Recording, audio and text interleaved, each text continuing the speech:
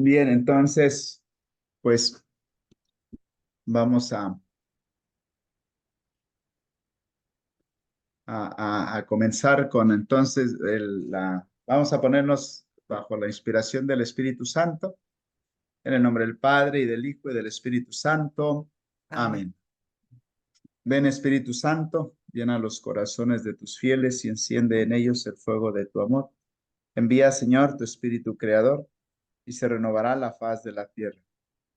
Oremos, oh Dios, que has querido iluminar los corazones de tus hijos con la luz del Espíritu Santo. Haznos dóciles a sus inspiraciones para gustar siempre del bien y gozar de su consuelo por Jesucristo nuestro Señor. Amén. Amén. Dios te salve María, llena eres de gracia, el Señor es contigo.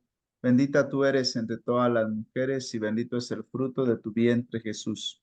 Santa Santa María, María, Madre de Dios, ruega por nosotros pecadores, ahora ahora y en la hora de nuestra muerte. Amén. Cristo, Rey nuestro, venga venga tu a tu reino. Virgen prudentísima María, Madre de la Iglesia, ruega ruega. por nosotros en el Padre, y del Hijo y del Espíritu Santo. Amén. Bien, pues mire, me han pedido compartir con ustedes en esta ocasión es más una plática de formación más a la mente que al corazón, pero la verdad es que cuando Dios nos habla también al corazón, así que seguramente también habrá alimento para el alma, no solo para el alma y el corazón, no solo para la mente. Y el tema es los dogmas y el dogma de la Asunción. Fíjense que en ocasiones se escucha decir, es que la Iglesia Católica es una dogmática, ¿no? Y a veces se usa este término en forma más bien para degradar un poco, como diciendo, solo te impone cosas que las tienes que creer, aunque no las entiendas, porque es un dogma, tienes que aceptarla, ¿no? Y es importante saber qué son los dogmas, ¿no? ¿Cuál es el, el, el objetivo de un dogma, ¿no? En sí, como definición, podríamos decir que el dogma es una verdad de fe revelada por Dios contenida en la Sagrada Escritura o en la tradición de la Iglesia y propone como tal, de manera solemne y definitiva, pero que la Iglesia propone de manera tal que de manera solemne y definitiva para que sea creída por todos los fieles. Es una verdad que la Iglesia nos dice esto es así. Generalmente está basada en la Sagrada Escritura o en algo que desde el inicio de, Jesús, de la subida al cielo de Jesús empezó a creerse dentro de la comunidad de los apóstoles y fue transmitiéndose en los primeros cristianos. Ya veremos quizá algún ejemplo de ello, ¿no? Eh, por ejemplo, vamos, en la Inmaculada Concepción, pues desde el cuarto, quinto siglo se empieza a hablar de que la Virgen no debió haber sido libre del pecado original por el hecho de que cuando la saluda el ángel le dice llena de gracia. No se puede estar lleno de gracia si se está en pecado. Por tanto, si la Virgen era una mujer llena de gracia, significaba que no estaba en pecado, y si no estaba en pecado, pues es que no tenía el pecado original. Entonces, de ahí empieza la reflexión de los teólogos a decir entonces a la Virgen Dios, por la misión que le iba a encomendar, la libró del pecado original, hizo con ella un milagro anticipado o ya se estaba de alguna manera realizando en ella la salvación que iba a traer a Cristo para que el vientre que albergara el Hijo de Dios fuera un vientre puro, limpio de todo pecado. Entonces dicen, si era llena de gracia, entonces Dios quería que la madre de su hijo fuera alguien sin pecado. Por tanto, Dios quería y podía. Si lo quería y lo podía, lo hizo. Entonces, ahí viene, y con el tiempo se empieza a hablar de esto en el ámbito de los creyentes, se empieza a transmitir y de pronto hay alguien que como que se opone a eso, entonces dicen, para que alguien no niegue algo que es evidente, vamos a declararlo dogma.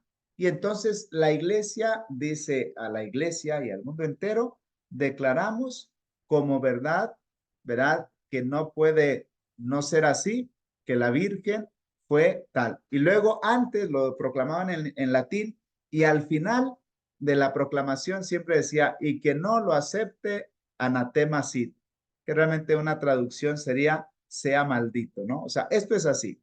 Y si no lo aceptas, pobre de ti.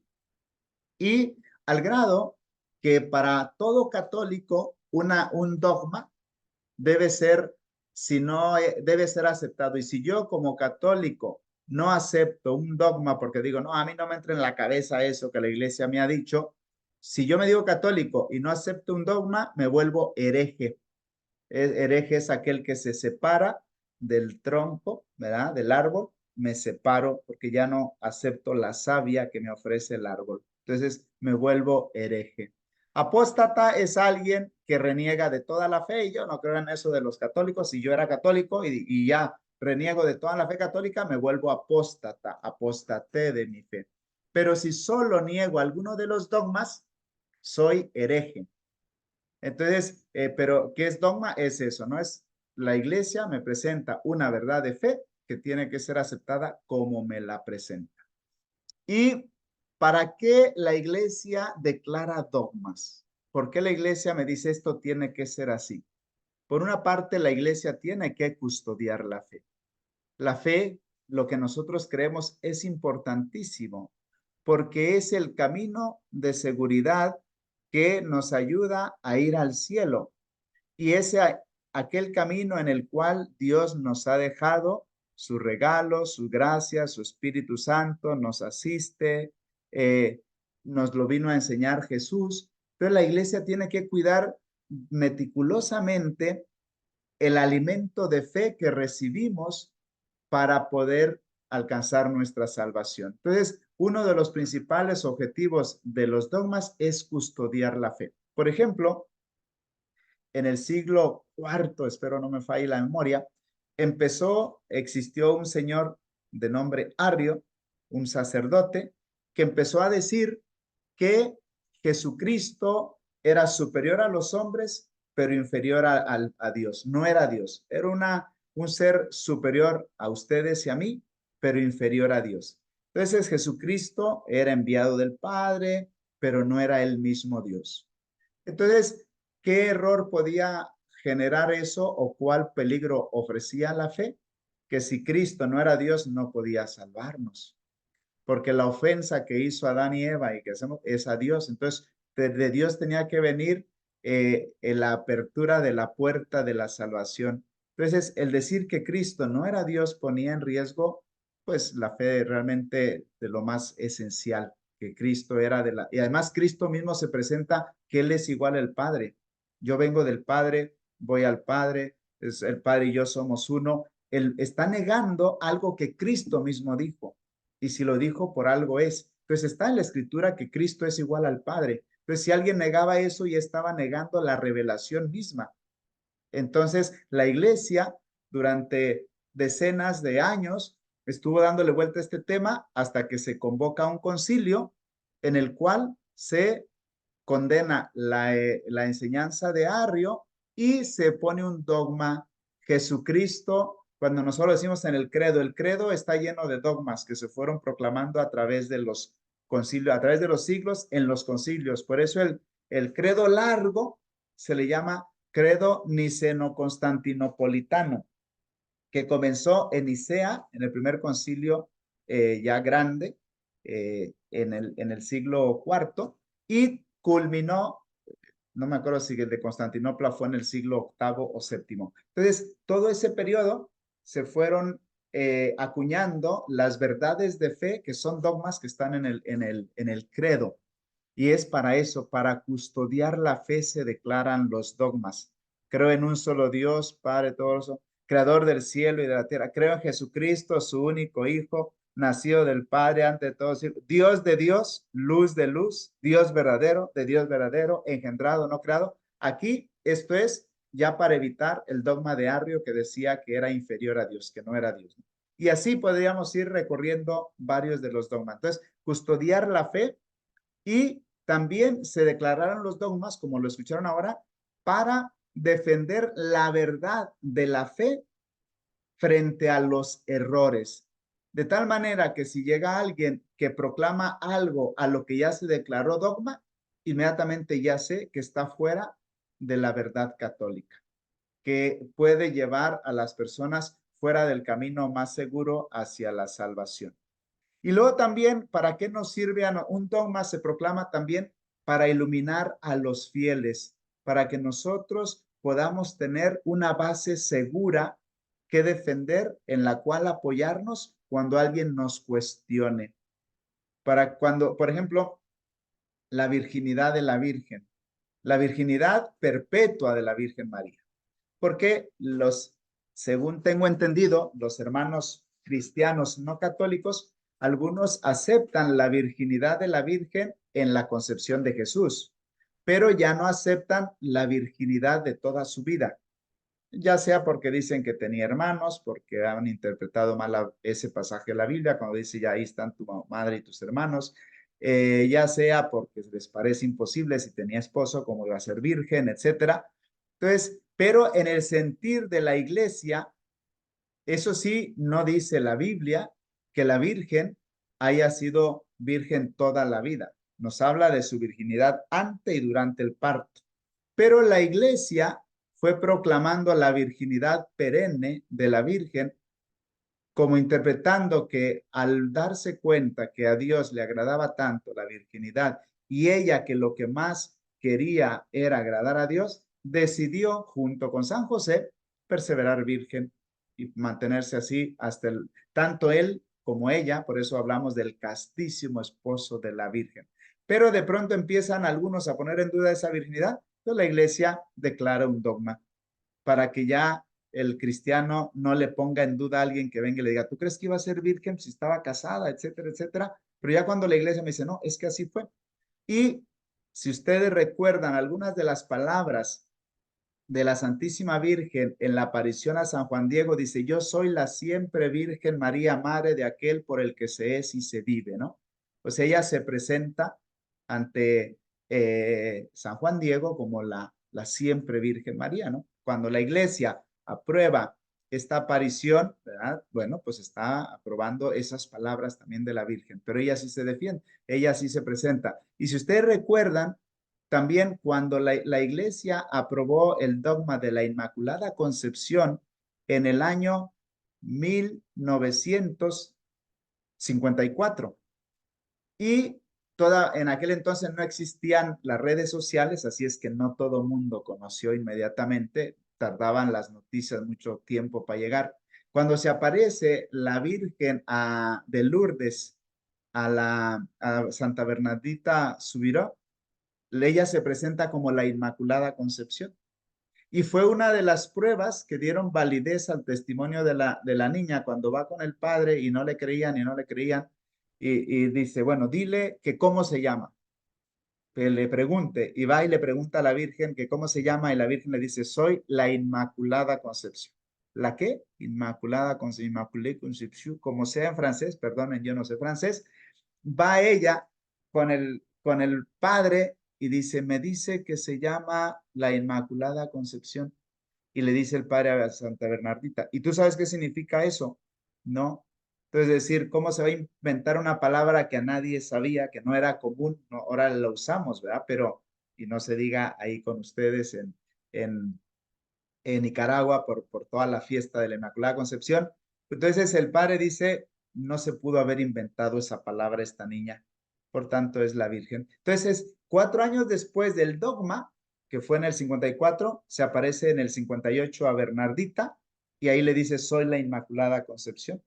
El dogma ya estaba hecho, no cambió el dogma, pero nos dio todavía más materia para decir qué razón tenía la iglesia de declarar la Inmaculada Concepción. Pero fíjense, el dogma de la Inmaculada Concepción se dio en el siglo no sé si dije 900, pero si no me equivoqué, es 1854. En el siglo XIX fue la Inmaculada Concepción, 1854. Y llevaba la iglesia hablando de la Inmaculada Concepción durante siglos. Pero cuando empieza a haber dentro gente que empieza como a querer proponer algo diferente, dice, no, evitemos que alguien vaya atrás a deformar nuestra fe. Entonces se declara un dogma. Se lo declara dogma, aunque ya se venía creyendo desde siempre.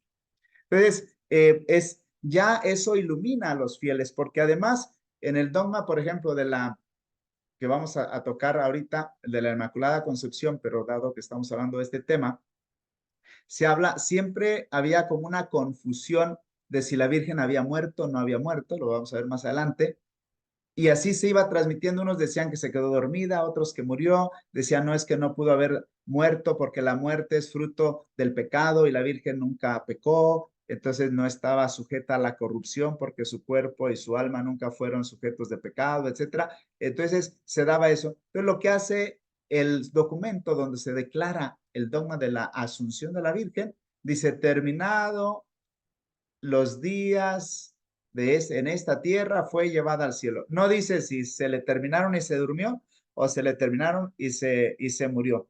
¿Por qué? Así no está diciendo nada que unos piensen lo contrario, etcétera, ¿no? Al terminar sus días en esta vida terrena, fue llevada al cielo en cuerpo y alma. Y así es el dogma de la Asunción. Entonces, para los fieles les da luz, ok, da igual si se quedó dormida o se murió para esta vida. Lo que sí es que su cuerpo fue llevado al cielo porque un cuerpo tan puro no podía ser pasto de los gusanitos, ¿verdad? Entonces Dios se la lleva como un acto también de gratitud. Entonces, para iluminar a los fieles y fortalecer la unidad de la iglesia.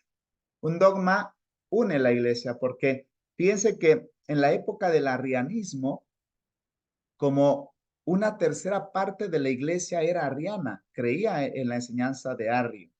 De hecho, San Ambrosio, el grande santo de Milán, fue elegido sin ser siquiera bautizado, ya la gente lo eligió como obispo, porque murió un obispo, que ahora les debo, creo que era arriano el que murió, y cuando iban a elegir el siguiente, pues los que se mantenían fieles a la fe auténtica, querían poner un sacerdote que era de esa fe, pero los que ya eran arrianos querían proponer un sacerdote arriano. Entonces, ninguno cedía a quién elegir como obispo.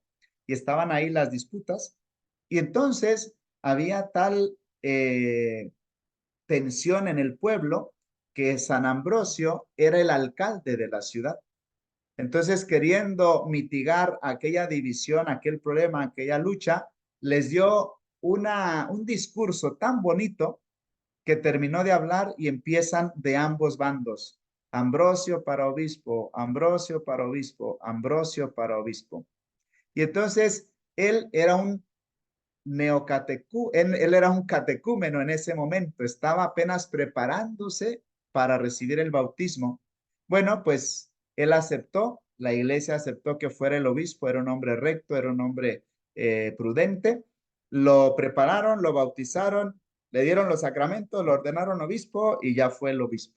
Pero fue precisamente por eso, porque estaba esa división tan fuerte entre los arrianos y los de la iglesia, ¿verdad? La verdadera. Entonces, el declarar un dogma, el declarar el dogma de que Jesucristo era un Dios igual al Padre, ya los que no aceptan esto quedan fuera de la iglesia y se fortalece la unidad de los que están dentro, porque ahora sabemos qué debemos creer. No hay confusión en nuestra fe. Entonces, esa es una de las ventajas de un dogma. En las casas nos pasa, si la mamá tiene unas reglas y el papá tiene otras, los hijos hacen fiesta o se confunden o es difícil gobernar una casa donde hay dos tipos de reglas sobre un mismo hecho. Si no se ponen de acuerdo los papás y no, a las 12 tienen que estar aquí, no, pobrecito, a las 2 y depende a quién le pido el permiso, es la respuesta que recibo, cambia la respuesta. ¿Qué pasa? Pues que es bien difícil mantener una educación en una dirección, es bien difícil formar bien, etcétera, ¿no? Se necesita que haya unidad en los criterios, ¿verdad? Unidad en las normas. Entonces, también los dogmas nos ayudan a eso.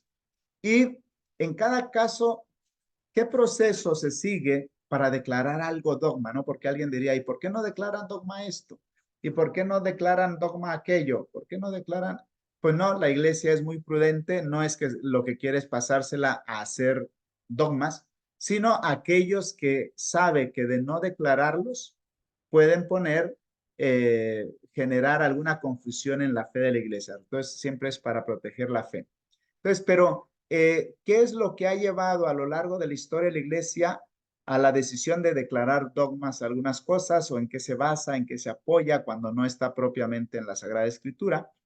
Cada caso tiene su propia historia, pero hay ciertos pasos comunes que hacen que se llegue a declarar un dogma. Por ejemplo, cuando hay una fe viva del pueblo de Dios que sin que nadie lo haya proclamado, hay un sentir común sobre una verdad de fe, que era el caso de la virginidad de la Virgen. En el pueblo común no se había pregonado desde el Vaticano, ¿verdad? Desde el papado sobre la virginidad, pero la gente se hablaba de la Virgen María ya como la Virgen.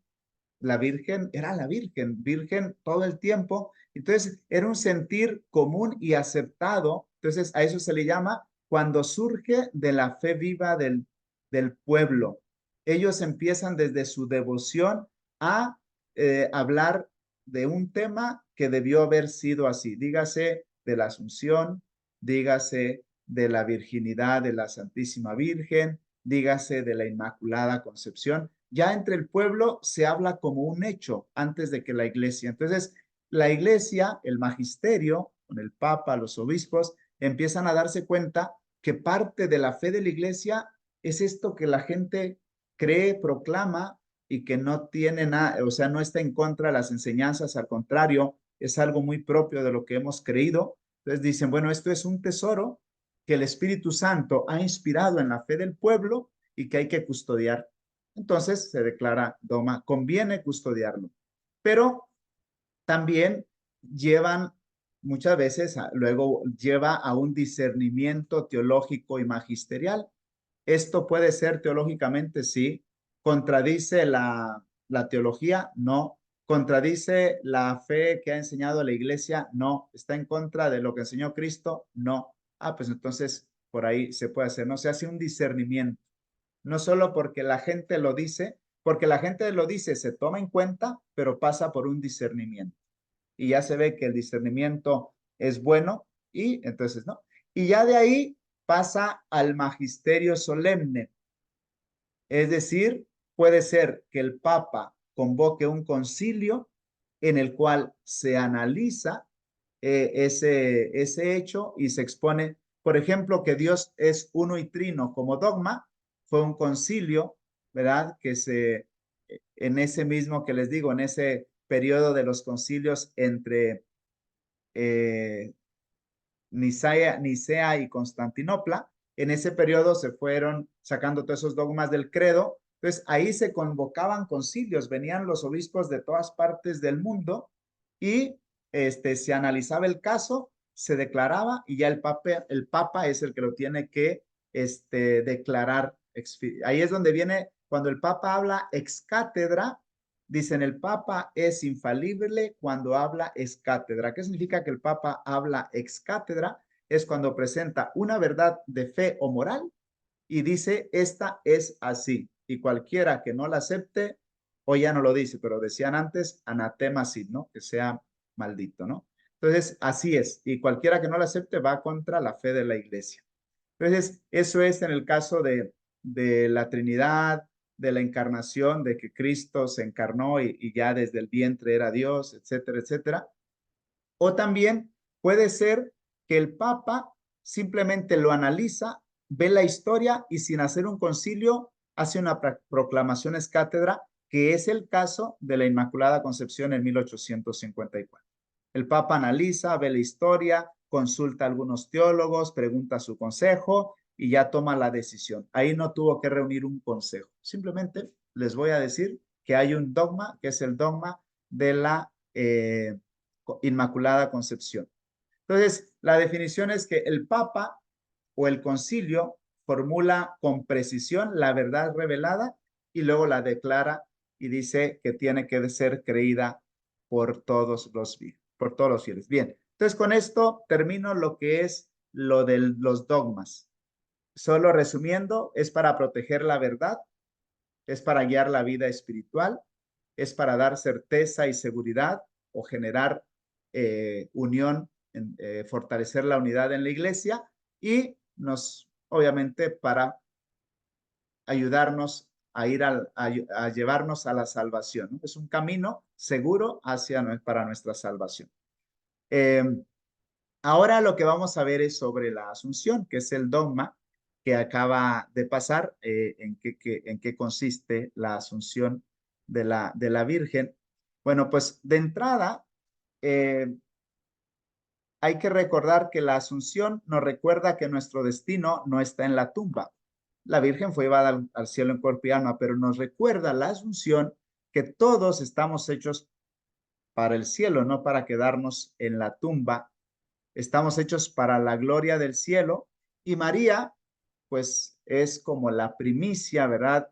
Es aquella que el Señor ha querido llevarse en cuerpo y alma, porque todos vamos a resucitar también un día en cuerpo y alma, ya al final de los tiempos, cuando venga Cristo. Pero en María se anticipa esa realidad que todos esperamos, los que alcancen el cielo o los que lo alcancemos, gozar en cuerpo y alma de la presencia de Dios. Y María es la primicia, ¿verdad?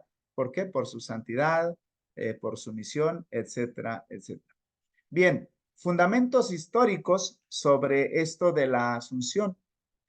En el siglo IV se comenzó, lo que yo les dije hace rato, la celebración de la dormición de María. Ya en Jerusalén comenzó esa tradición. De hecho, no sé si alguna de ustedes o alguno de ustedes ha visitado Jerusalén, está la Basílica de la Dormición, una muy bonita con una gran cúpula, bellísima. No pude entrar cuando yo fui porque estaban reparando, haciendo algo dentro, solo la vi desde fuera, pero bueno, ahí está. Y es de las antiguas, precisamente porque desde el siglo IV los católicos ya empezaban a celebrar la dormición, que en ese lugar la Virgencita se había quedado dormidita y ahí bajaron los ángeles y se la llevaron. Así lo creían, ¿no? Entonces, y ya los padres de la iglesia, ¿verdad? Estos santos que han sido importantes en la teología de la iglesia, en la enseñanza de la iglesia, ya en el siglo VIII, San Juan Damasceno, hablaban de que era necesario, lo que hace rato comenté, que aquella que llevó en su seno al verbo fuera llevada al cielo. Entonces, la gente empieza a hablar de la dormición, ¿verdad? Que la Virgen se quedó dormidita y luego se la llevaron al cielo. Y ya los teólogos empiezan a reflexionar sobre lo que la gente cree. Y entonces ahí dice San Juan Damasceno del siglo VIII, claro, pues si era la madre de Dios, si era la que llevó en su seno a Jesús, pues obviamente convenía que ese cuerpo bendito que llevó en su seno a Jesús, pues fuera llevado al cielo, ¿no? Y entonces las iglesias ya tanto de Oriente, allá de la zona de los ortodoxos, como acá los romanos, que en ese entonces era una misma iglesia, después sabemos que en 1054 hubo ese cisma donde se separó lo que ahora son los iglesia ortodoxa y nosotros, ellos ya veneraban ese misterio desde entonces, no antes de ser proclamado. Ya se proclamaba, ellos la veneraban, recordaban la asunción de la Virgen, festejaban la asunción de la Virgen, y por eso es que el Papa pues va viendo que es conveniente pues declararlo dogma, algo que nos una, algo que nos haga aspirar a los bienes del cielo, porque les decía que también tenía ese sentido de la espiritualidad de las personas. Y es el Papa Pío XII que el 1 de noviembre de 1950, con una constitución apostólica, ¿verdad? Un escrito que él presenta a la iglesia, y esa constitución apostólica se llama Munificentissimus Deus, y en esta él proclama el dogma. ¿Y qué es lo que él nos dice? Pues nos dice: la Inmaculada Madre de Dios, siempre Virgen María, cumplido el curso de su vida terrena, fue asunta en cuerpo y alma a la gloria celestial. Lo que yo les dije hace rato, no dice una vez que murió una vez que se quedó dormida. Es bien respetuoso porque no sabemos exactamente qué pasó. Lo que sí defiende el dogma es que fue llevada al cielo en cuerpo y alma. No podemos encontrar la tumba. Si uno va a Jerusalén, sale de la zona amurallada, va más o menos hacia el Monte de los Olivos, y por ahí está un lugar donde se venera lo que fue su tumba o donde la llevaron después de que murió, que la llevaron y la colocaron. Y ahí es donde la gente en el peregrinaje luego te pregunta, a ver, explíquenme. Aquí dice que se quedó dormida y luego vamos a ir a venerar la tumba donde estuvo, depositaron su cuerpo muerto, ¿no? Entonces, ¿qué es lo que pasa? Bueno, pues una cosa es la dormición, que es, se les hacía feo, yo creo decir que aquí fue donde ella descansó, murió, y se hablaba de la dormición, pero pues de ahí se la llevaron a ese otro lugar donde pues debió haber sido elevada al cielo, ¿no? Pero el Papa es bien cuidadoso de no decir si se durmió o se murió. Simplemente dice, cumplido el curso de su vida terrena, fue asunta. Y no olvidemos la diferencia entre ser asunta y ascender. Cristo, cuando asciende, él solito por su propio poder, delante de sus apóstoles, empieza a subir al cielo. En el caso de María, no, fue llevada, asunta es que alguien la tomó y la subió, ¿no? Entonces ella fue elevada no por su propio poder, sino Dios. No sabemos si fueron ángeles que vinieron o simplemente se fue elevando, solo Dios sabe cómo sucedió eso, pero eso es lo que nos quiere decir el Papa. Y me gustó esta reflexión porque se proclama en el 50, porque fue declarada en 1950. No olvidemos que en el 50 llevamos apenas escasos 5 años de haber concluido la Segunda Guerra Mundial, en la cual hubo destrucción y muerte por todos lados. Pues había un gran dolor, un gran quizá pesimismo, pues un cuestionamiento de la vida, etcétera, etcétera. Entonces, con este hecho que el Papa nos presenta, con este dogma de la elevación de la Virgen al cuerpo y alma, pues de alguna manera él está queriendo recordar a la iglesia y al mundo que la última palabra no la tiene la muerte, no la tiene la maldad humana, no la tiene la destrucción, sino que la última palabra la tiene la vida que Dios nos quiere dar, y que ese es el objetivo de nuestra vida, ¿no? Porque ante tanta destrucción, pues habría tantas dudas de fe, quizá, tantas preguntas, ¿por qué la maldad? ¿Dónde está Dios? ¿Qué pasó? ¿No? Que Dios es bueno. No sé si hoy en día sigue generando todo el mal. Muchas preguntas a Dios y sobre Dios, sobre la existencia de Dios, sobre la bondad de Dios. Entonces, de esta manera, el Papa está recordando que nosotros estamos hechos para una vida diferente, para la vida eterna, para la vida del cielo, y que todos estamos de paso por este mundo, esperando un día gozar de esa vida en la cual, eh, la Virgen, pues se nos presenta ya como terminó su vida y luego viene el triunfo, ¿no? Que es esa vida divina. Y por otro lado, fíjense que tiene unas como conexión con la Inmaculada Concepción, el dogma de la Asunción. ¿Por qué están conectados? ¿Por qué? Porque hace rato les decía, la muerte es causa del pecado. Por eso es que si María y el pecado corrompe, nosotros, el pecado viene a corromper nuestras vidas y nuestros cuerpos, ¿verdad? Según el Génesis, pues no estaba hecho para la corrupción, el Adán y Eva o el hombre, pero el pecado trae la corrupción a la vida, destruye, ¿no? la vida eterna en nosotros. Entonces, quien peca, pues como consecuencia merece la muerte. En el caso de María, si se ha declarado que María no conoció pecado ni personal ni impersonal, que es el pecado original, no tuvo ni el original y en su vida nunca pecó, realmente a ella nunca la manchó la muerte. Por eso es que no podía ella ser, su cuerpo no fue corrompido por el pecado. El cuerpo de Jesús tampoco.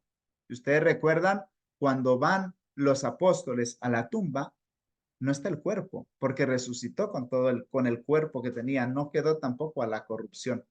Eh, por tanto, esa es la conexión que está con la Inmaculada Concepción. Si yo he declarado que ella no tuvo pecado, por tanto, estoy declarando que va a ser preservada de la corrupción del mundo y de la carne.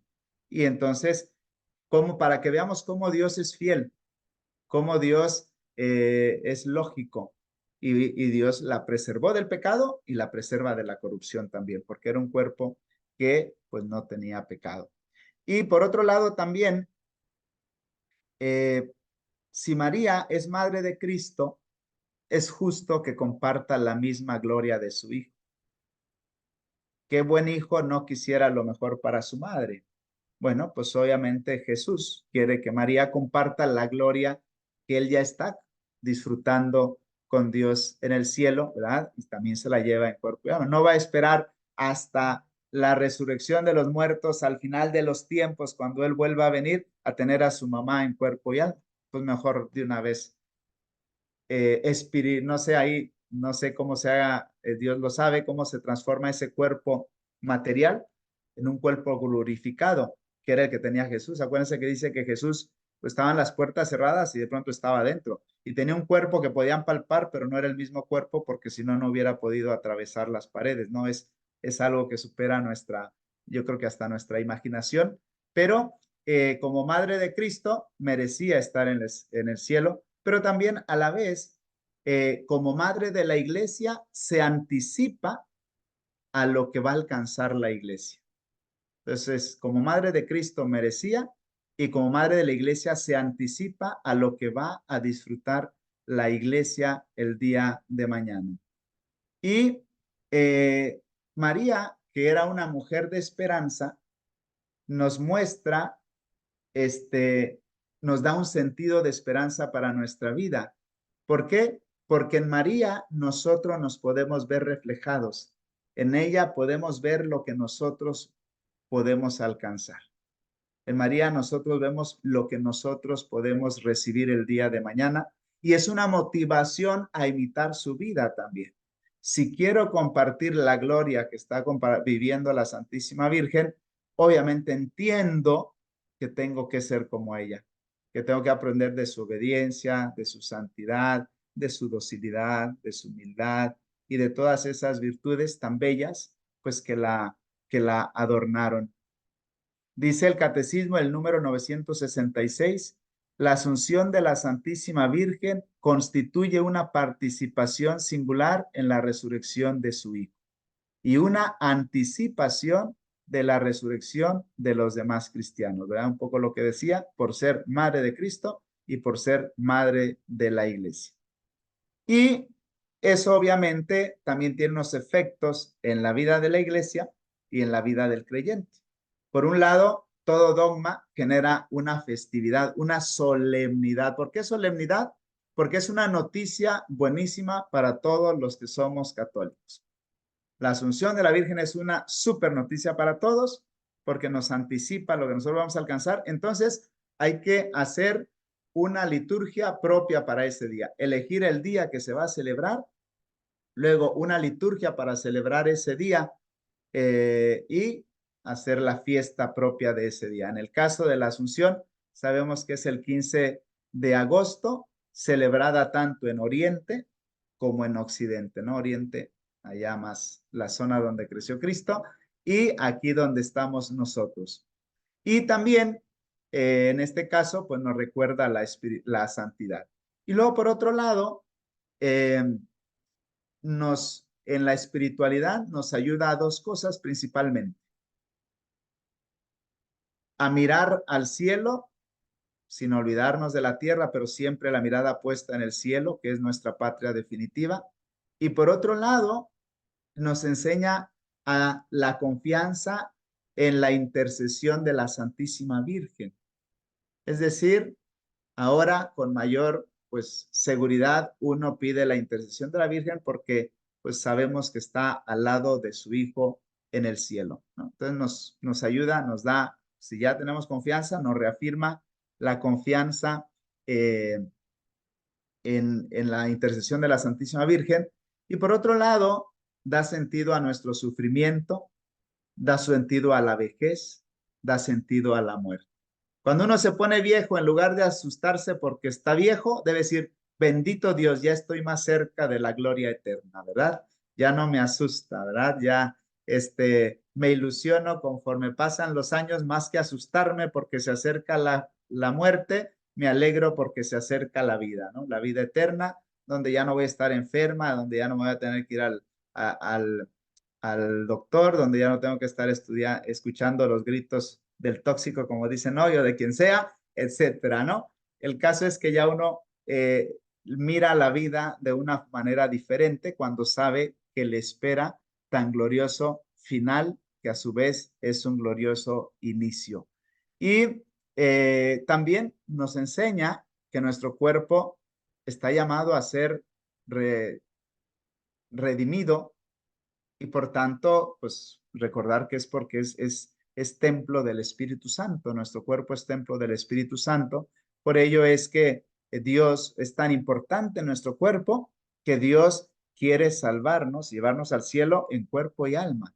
¿Verdad? Y un cuerpo nuevo nos tocará en su momento, pero para que veamos cómo el hombre y la mujer, el hombre como humanidad, solo se entiende completamente en cuerpo y en alma. No somos una realidad separada, solo unida para poder estar en este mundo, sino que el hombre está pleno cuando está unido en su cuerpo y en su alma. Por eso, después de la resurrección de los muertos, cuando resucitemos con cuerpo y alma, el gozo del cielo será superior a los que ya están ahorita solo en alma en el cielo, porque va a ser un gozo en cuerpo y alma. Ahorita ya gozan, pero una vez que tengan su cuerpo va a ser aún superior, ¿no? Porque es un gozo más, ahora sí, en doble dimensión, del cuerpo y del alma, ¿no? Y bueno, pues simplemente eso es lo que tenía para compartirles, ¿verdad? Que ojalá no les haya confundido en por qué se hace un dogma, para qué es un dogma, de qué sirve un dogma, y luego, cuál es el sentido de la asunción de la Santísima, del dogma de la asunción de la Santísima Virgen. Bien, no sé si haya alguna pregunta, puede ser de lo que he hablado o de cualquier cosa que tengan alguna inquietud. No sé si quiera dejar de grabar.